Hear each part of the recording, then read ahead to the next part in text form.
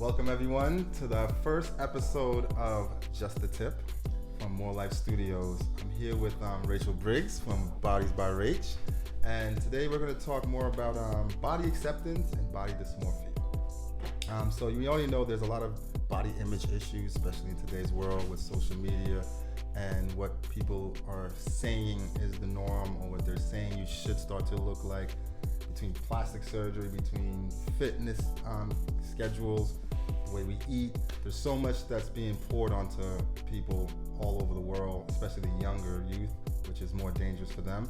We just want to talk a little bit about, what it means and what you can actually do. And Rachel is very proficient in this area, so that's why we're happy to have her talk more about what's going on. So welcome, Rach, to Hi. Just the Tip, our first episode. I'm thankful to have you here. Thank you. And so let's talk about the mental implications of, body dysmorphia. Is it really a mental issue, and what's that all about? Well, it is. So basically, 1 in 50 people have body dysmorphia disease, which can be very detrimental to your health. It ranges from women to men, so it's not just one specific demographic, and it's a very, very, very important thing to look after, as it can be very, very detrimental to your health. I mean, no one really, I think, understands how deep body dysmorphia is. We've heard of image issues or whatever, but this is a real definition. It's a real scientific term. It's something that people are dealing with that no one really talks about, especially the people that actually are dealing with it. Yeah. So, I think it's important to understand that we all have these issues of how we look, whether it's our feet, our hands, our lips, our face, our eyes. We all have these issues. It's not exactly body dysmorphia. It's more of that's a body image issue. That's another thing that we're talking about. But dysmorphia is an actual mental issue. It goes far deeper. It disturbs your life. So it's more like, okay, so how do we go about, understanding how to cope with things like this? Cope with the media, cope with dissatisfaction internally and externally. So that's where it comes from. It's just more like a mental issue. It's a full body issue, right? So what are your kind of tips, I should say, to help people kind of start to gear themselves in the right way? Yeah, well, I think, it's important to not completely subscribe to everything you see on social media, everything you see in the public eye, because people are very good at editing things. So everything you see is very unreal.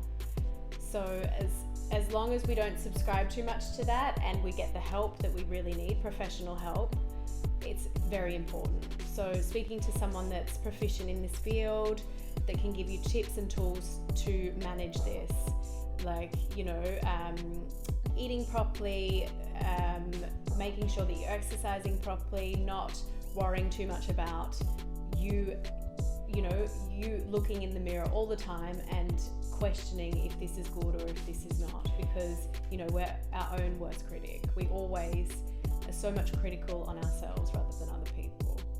Oh yes, I agree completely with the whole worst critic thing. I've had, I feel like a small dose of this whole issue, because there was a point in my life where I didn't understand, again, how big I was. I was training a lot. I was in corporate world, so I was sitting, working, and I was also training and eating a ton. Yeah. So I was in good visual shape. My cardio wasn't great, but visually I looked good and I was bigger, but I didn't see myself as big. And I feel like it came from basketball, because as a basketball player, I'm 6'1", and I'm considered short. I'm amongst giants all the time, so I always saw myself as the smaller person. But when you go into the real world, it's like I'm taller than the average man, I'm bigger than the average man, but I don't see that. So I'm walking around 215 pounds, I think that's like 97 kilos, 98 kilos, and muscle, and I'm getting talks from, a bouncer when I go to a club with friends. I'm talking to people like, yo, do you play football? And in my head, I'm like, what are you talking about, I didn't see myself as this bigger guy. So that was like a form, I feel, of just, I guess, body acceptance and body image, but I wasn't so obsessed, So there is a difference, and what she's talking about is a big difference between body acceptance, and we will definitely get into body acceptance next. But thank you for these little tips, and I'm looking forward to the next session. And please make sure you check Rachel out at Bodies by Rach _, and of course More Life Berlin on IG.